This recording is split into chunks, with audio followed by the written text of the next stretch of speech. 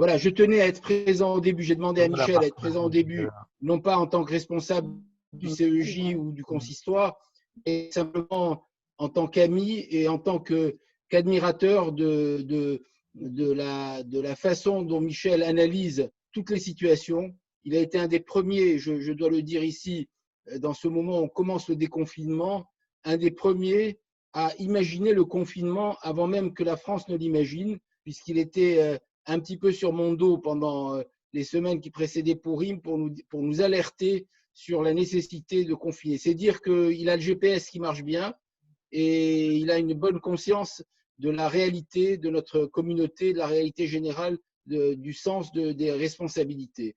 Voilà, c'est vrai qu'on a démarré le CEJ il y a quelques mois avec un certain nombre d'actions, d'activités. Le centre a ouvert, la synagogue a ouvert, les actions sont ouvertes brutalement.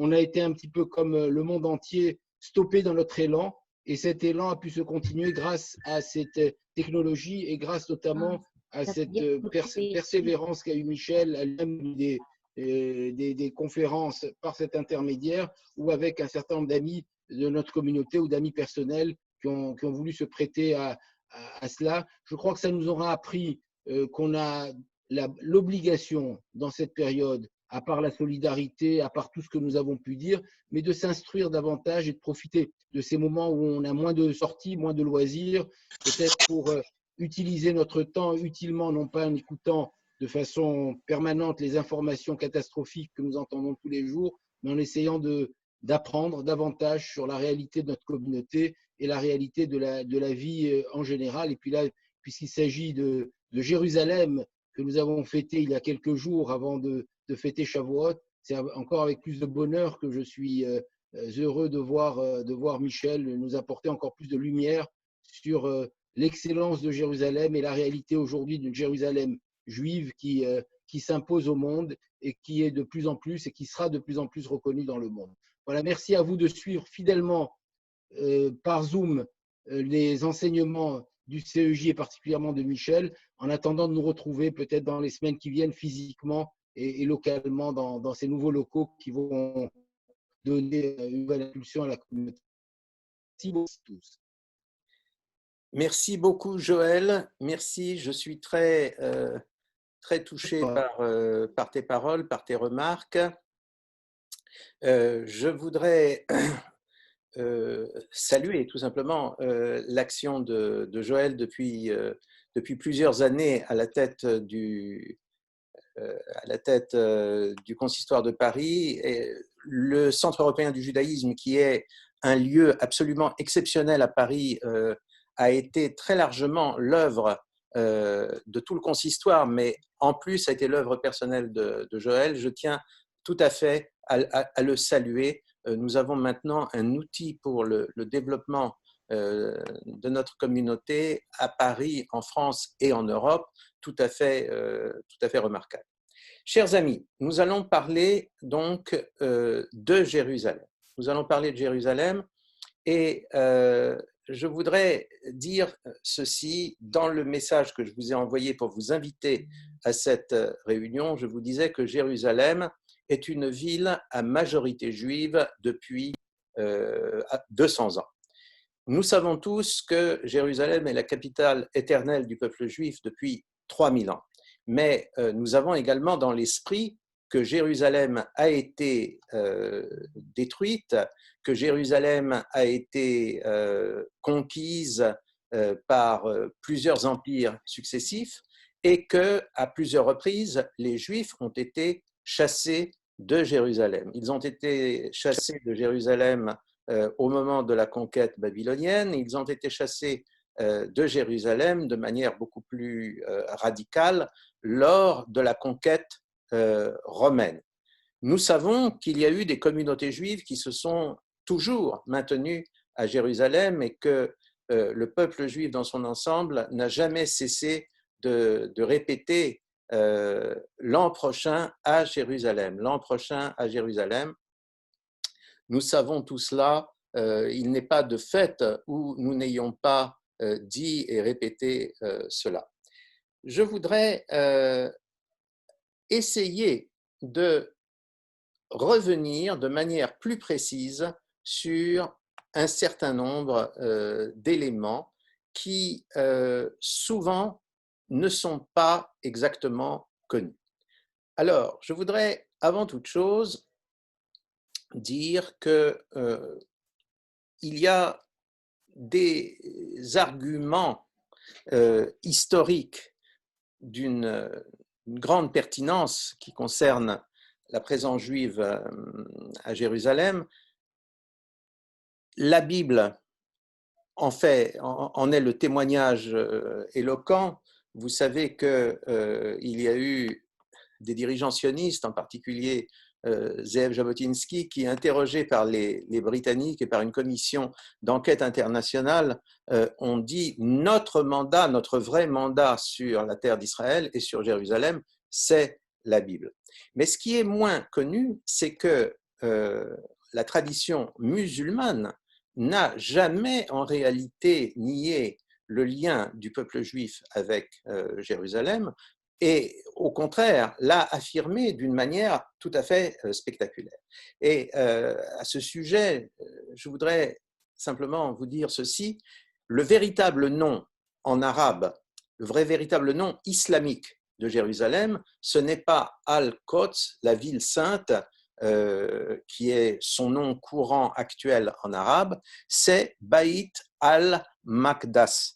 Là, vous entendez en arabe Bayt al-Maqdas et vous reconnaissez le mot hébreu dont Bayt al-Maqdas n'est que, en quelque sorte, la translittération en arabe, c'est Bet Amigdash. C'est le véritable nom islamique de Jérusalem, tant et si bien que vous avez actuellement des organisations terroristes islamistes qui se sont intitulées brigade ou escadron de Bayt al-Maqdas, sans savoir qu'en prenant ce nom, en fait, ils rendent hommage à la reconnaissance par le Coran du caractère juif de Jérusalem. Je passerai sur les arguments extrêmement importants, solides, nombreux, qui existent en droit international et sur Eretz Israël et sur Jérusalem.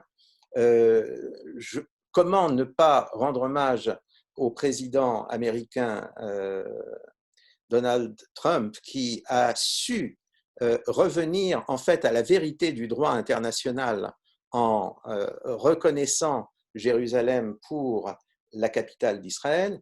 Mais il y a un autre argument qui est d'une grande pertinence, d'une grande importance, c'est que depuis 200 ans, nous sommes en 2020, donc depuis approximativement les années 1820-1840, au début du 19e siècle, depuis ces 2 décennies-là, en réalité, Jérusalem est une ville à majorité juive, dans la mesure où la composition démographique ou ethnique d'un territoire, d'une ville, revêt une importance, quelle qu'elle soit, pour déterminer à quelle entité politique ce territoire ou cette ville doit être attaché. Je m'empresse de dire qu'en droit international, ce n'est qu'un des éléments, et il y en a beaucoup d'autres, mais c'est un argument, c'est un élément qui existe, qui a son importance. Eh bien, si l'on regarde la démographie, on va découvrir que, en fait, il y a une majorité d'abord relative et ensuite une majorité absolue à Jérusalem depuis près de 200 ans et de manière absolument indiscutable depuis près de 150 ans. Quand on pense à ce qui a pu se passer dans tous les pays d'Europe et dans tous les pays du monde quant au changement démographique, on est frappé par la stabilité de la présence juive et de la majorité juive à Jérusalem. Ce seul fait devrait suffire à faire éteindre les discussions et les querelles sur Jérusalem et sur l'appartenance de Jérusalem au peuple juif et aujourd'hui à l'État d'Israël. Je voudrais tout simplement vous donner un certain nombre de dates et un certain nombre de chiffres. En 1845, on a fait pour la première fois on dira une enquête démographique, un recensement qui présentait une certaine rigueur méthodologique. Ce recensement a été opéré par le consul prussien, consul donc allemand à Jérusalem, qui s'appelait Ernst Gustav Schulz, et il est arrivé au résultat suivant: sur une population totale de 16 410 habitants, qui pour la plupart habitaient dans la vieille ville murée de Jérusalem, il y avait 7 120 juifs, 5 000 musulmans et 3 390 chrétiens. Donc, cela signifie que les juifs formaient le groupe religieux et ethnique le plus important relativement à Jérusalem. Un groupe qui était plus important de 2000 âmes, de plus de 2000 âmes que la communauté musulmane et de 4000 âmes que la communauté chrétienne. Au total, les Juifs, majorité relative à Jérusalem, constituaient à cette époque-là 43% de la population globale de la ville sainte. 23 ans plus tard, en 1868, nous sommes donc un an avant la percée du canal, enfin l'inauguration plus exactement du canal de Suez, qui va révolutionner évidemment les relations du monde avec le Moyen-Orient, avec la Méditerranée orientale. Donc, nous avons en 1868 18 000 habitants à ce moment-là à Jérusalem, donc une augmentation très relative par rapport à 1845. Et sur ces 18 000 habitants, il y a 9 000 juifs, 5 000 musulmans et 4 000 chrétiens. Pendant les décennies suivantes, la population de Jérusalem augmente de plus en plus rapidement. Elle augmente de plus en plus rapidement parce qu'on entre dans l'ère moderne. L'ère moderne, cela veut dire tout simplement que les transports intercontinentaux, les voyages et les pèlerinages sont de plus en plus faciles. On peut se rendre dans une ville portuaire par le chemin de fer, on peut ensuite prendre un bateau à vapeur et donc cette situation permet à ceux qui décident de s'installer en terre d'Israël, en Palestine, de le faire. Et beaucoup de juifs décident à ce moment de le faire. D'abord des juifs très religieux et ensuite, peu à peu, des juifs mus par le projet sioniste. Il y a également d'ailleurs beaucoup de touristes ou de pèlerins chrétiens qui également viennent en terre d'Israël, en Palestine et à Jérusalem. Et il y a beaucoup de religieux catholiques, orthodoxes, protestants qui s'installent à Jérusalem et qui renforcent la communauté chrétienne locale. L'un dans l'autre. En 1889, donc nous sommes, 1889, c'est il y a 130 ans à peu près, 130 ans. À Jérusalem, en 1889, il y a au total 39 175 habitants, près de 40 000. Sur ces 39 175 habitants, il y a 25 000 juifs. Donc les juifs constituent 63% de la population globale de Jérusalem. Les juifs sont à ce moment-là majoritaires, ils détiennent la majorité absolue à Jérusalem. En face, il y a 7 000 chrétiens, 18%, et 7000 musulmans à égalité, un petit peu moins, il y a quelques musulmans de moins que de chrétiens, donc c'est 17% à peu près en ce qui concerne les musulmans. La ville, la population de Jérusalem va ensuite doubler entre 1889 et la veille de la guerre de 14. Elle va doubler. Et alors là, j'espère que tout le monde peut voir cela, je voudrais citer cet ouvrage qui est le guide catholique de la Terre Sainte, écrit par un prêtre catholique extrêmement érudit, le père Barnabé Meistermann. C'est le plus grand ouvrage, l'ouvrage le plus impressionnant sur Jérusalem à la veille de la guerre de 14, et j'ajouterais que c'est un des ouvrages, à ma connaissance, les plus impressionnants sur l'histoire et l'archéologie de Jérusalem et de la Terre Sainte en général. Eh bien, qu'est-ce que nous voyons dans ce livre? Nous voyons que en 1907, il y a 59 000 habitants à Jérusalem, dont 40 000 juifs. Sur près de 60 000 habitants, en d'autres termes, il y a 40 000 juifs. Les juifs constituent 67% de la population de Jérusalem en 1907. 67% de la population de Jérusalem. Face aux juifs, il y a 11 000 arabes chrétiens et 8 000 arabes musulmans, donc un léger avantage aux chrétiens sur les musulmans au sein de la population non juive de Jérusalem. À peu près au même moment, il y a une contre-étude qui est opérée par à nouveau un Allemand.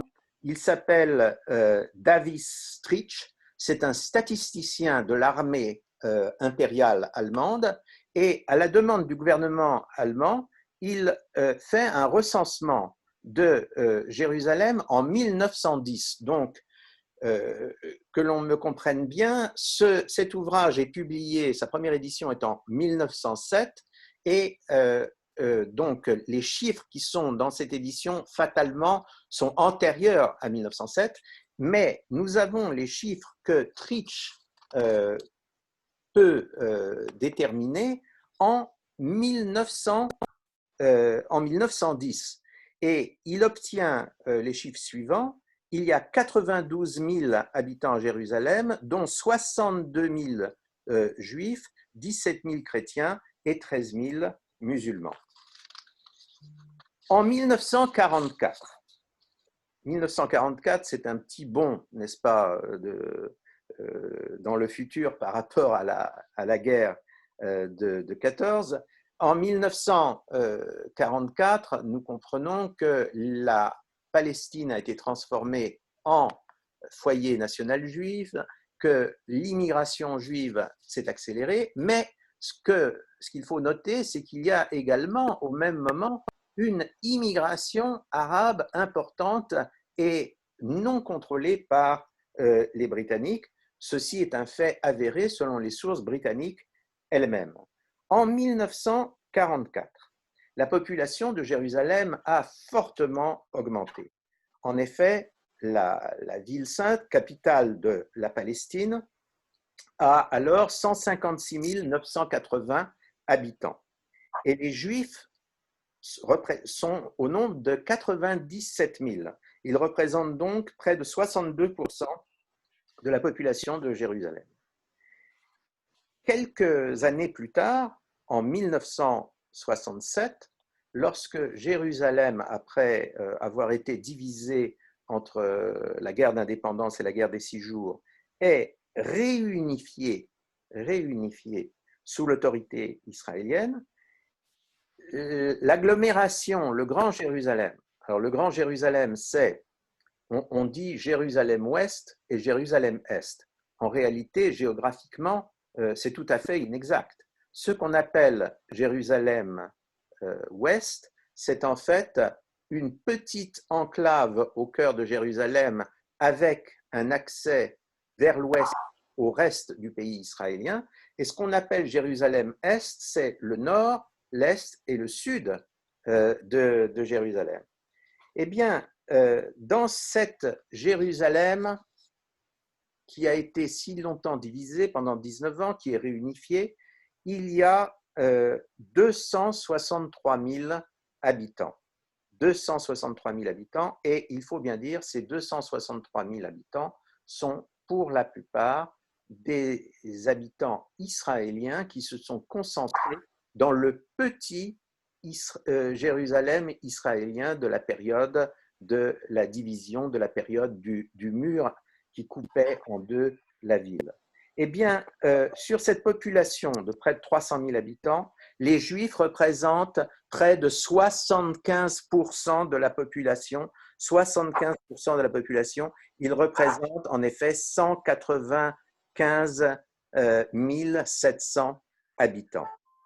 En 2017, c'est-à-dire il y a maintenant 3 ans, 2 ans et demi, la population de Jérusalem atteint 900 000 habitants, et sur ces 900 000 habitants, au total, il y a près de 600 000 habitants juifs, ce qui représente 64% de la population de Jérusalem. De la population de Jérusalem, quand on considère la municipalité israélienne de Jérusalem, mais si l'on considère le Grand Jérusalem, si l'on considère l'ensemble de l'agglomération urbaine, de la communauté urbaine réunie autour de Jérusalem, on obtient des chiffres qui sont tout à fait impressionnants à nouveau. On obtient en effet, si l'on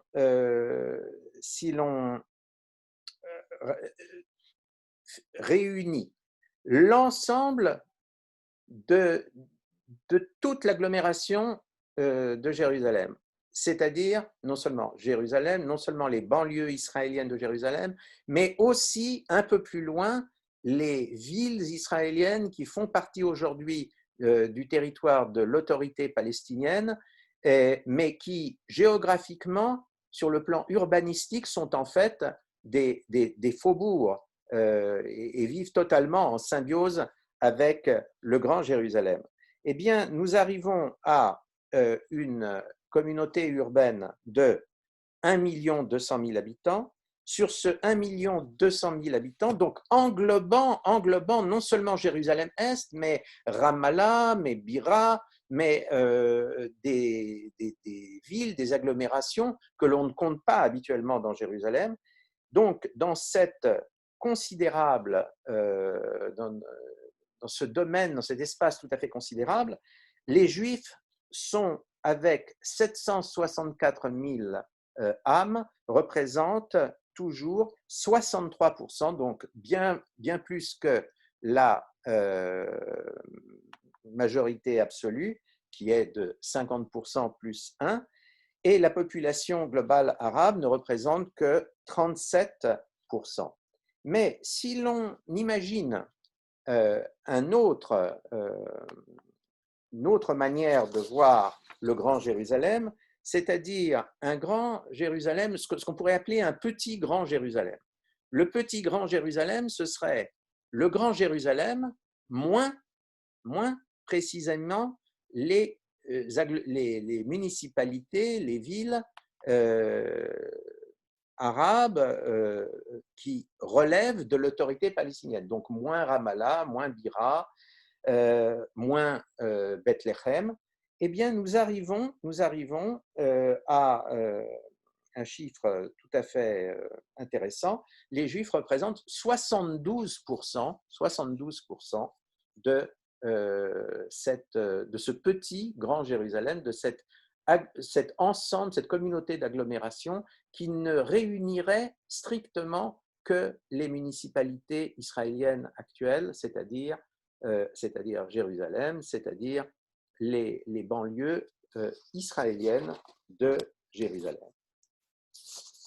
Le principal changement qu'il y a eu par rapport à ce que j'appellerais ce pattern, il y a un pattern fixe depuis, on va dire, 150 ans, qui est qu'il y a approximativement les 2/3 de la population de Jérusalem, de l'ensemble urbain de Jérusalem, qui sont juifs, et cette proportion est restée stable, bien que la population de la ville, bien qu'en chiffre absolu, la population de la ville est fortement augmentée, mais néanmoins, en termes relatifs, les Juifs sont restés pratiquement exactement à la même proportion dans la ville de Jérusalem. Le principal changement, il s'est passé entre les deux communautés arabes, la communauté musulmane et la communauté arabe chrétienne. Nous avons vu que les Arabes chrétiens, à la fin du 19e siècle, au début du 20e siècle, les Arabes chrétiens sont légèrement plus nombreux que les Arabes musulmans à Jérusalem. Il y a d'ailleurs des traces dans le paysage de Jérusalem, des traces de cette situation. Le très grand nombre de bâtiments, qu'il s'agisse d'églises, qu'il s'agisse de monastères, qu'il s'agisse d'hôpitaux chrétiens de cette époque, frappent n'importe quel visiteur à Jérusalem. Eh bien, la communauté chrétienne de Jérusalem a littéralement fondu.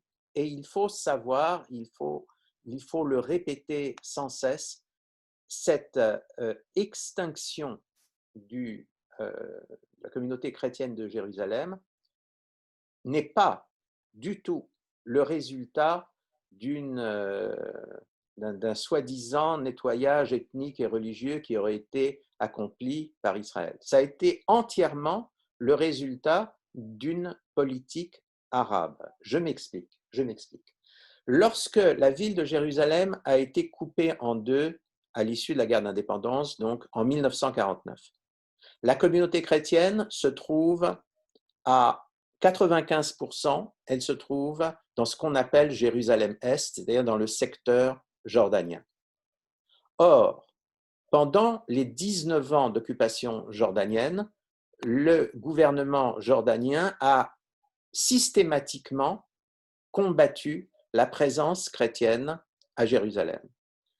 Il l'a combattue par des formes diverses de discrimination qui ont entraîné peu à peu le départ, l'exode d'une partie très importante de la population chrétienne de Jérusalem. Si bien que à partir de 1967, quand Jérusalem est réunifiée sous l'autorité israélienne, quand les Israéliens reprennent en main le sort des chrétiens de Jérusalem, d'ores et déjà, la population chrétienne de Jérusalem a fondu. Mais ce déclin des chrétiens à Jérusalem ne va pas s'arrêter là. Il va se poursuivre de manière tout à fait, il faut bien le dire, tout à fait dramatique, à partir des accords d'Oslo. En effet, à partir du moment où, dans la périphérie de Jérusalem, un certain nombre d'agglomérations, je pense par exemple à Bethléem, qui est une ville à majorité chrétienne jusqu'en 1967, un certain nombre d'agglomérations vont tomber sous l'autorité directe de l'autorité palestinienne, c'est-à-dire en fait sous l'autorité de Arafat, sous l'autorité du Fatah, sous l'autorité de l'OLP, sous l'autorité d'un pouvoir non seulement musulman, mais nationaliste et islamiste. Eh bien, il y a véritablement à partir de ce moment un effondrement de la présence chrétienne à Jérusalem. Bethléem aujourd'hui ne compte plus qu'approximativement 10 à 15% d'habitants chrétiens, alors qu'en 1967, Bethléem était encore une ville à majorité chrétienne, comme je l'ai indiqué il y a quelques instants. Alors voilà, en quelques mots, mes chers amis, ce que je voulais vous dire. J'ai eu l'occasion d'écrire de manière répétée sur cette question en français, en anglais. Je tiens bien sûr à la disposition de chacun d'entre vous des éléments supplémentaires d'information sur cette question. Je crois qu'il est très important pour nous tous de savoir exactement ce qu'il en est. La paix ne peut être fondée que sur les réalités sur le terrain et sur la vérité historique. Je terminerai mon propos en disant que nous sommes aujourd'hui à un moment probablement très important dans les relations globales entre Israël et ses voisins, puisque un certain nombre des voisins arabes et musulmans d'Israël sont engagés depuis quelques années dans un rapprochement qui semble être un rapprochement en profondeur, qui semble aller au-delà de simples considérations d'opportunités stratégiques face, par exemple, à la menace iranienne. Et si ce rapprochement se poursuit, il implique d'ores et déjà une volonté de la part de ses voisins arabes de reconnaître et le lien du peuple juif avec la terre d'Israël et avec Jérusalem, et la réalité sur le terrain à Jérusalem et dans le reste de la terre d'Israël, la réalité de la présence juive. Mes chers amis, j'ai été très heureux de vous retrouver. Je suis un peu navré, nous arrivons à la fin de nos 40 minutes. J'espère que très prochainement, nous passerons à une autre forme d'abonnement qui nous permettra d'être moins pris par le temps et les fourches codines de ces 40 minutes. Je vous remercie et surtout, je vous demande de vous pencher sur cette question et de militer pour Jérusalem. Nous ne pouvons sommeiller pour le salut de Jérusalem. Merci, cher ami. Au revoir et à très bientôt.